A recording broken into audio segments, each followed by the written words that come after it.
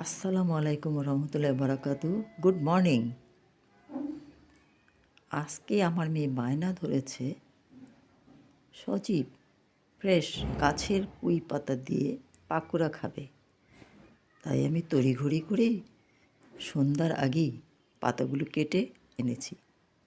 আমার দাদি জবে দেখাতে বলতো, সন্ধ্যার সময় কোনো গাছ পাতা কাটবা না, ফুল পাকড়ি পাখি কোনো মারবে না।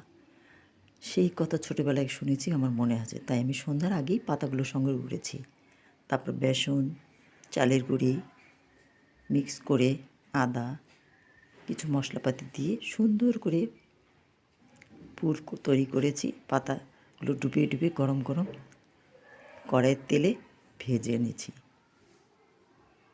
মচমচে পাকুড়া আমার মেয়ের প্রিয়, খুব প্রিয় একটি খাবার পাকুড়া। পুঁই পাতার পাকুড়া বেসন সংমিশ্রণে একটি সমৃদ্ধ খাবার, হাতে তৈরি।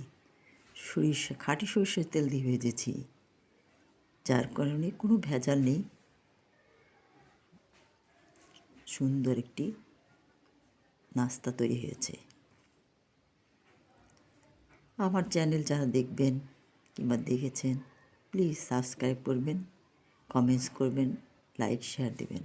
আপনাদেরকে আমি বিনীত অনুরোধ করছি, প্লিজ ভুলবেন না। আল্লাহ হাফেজ, গুড বাই, গুড নাইট।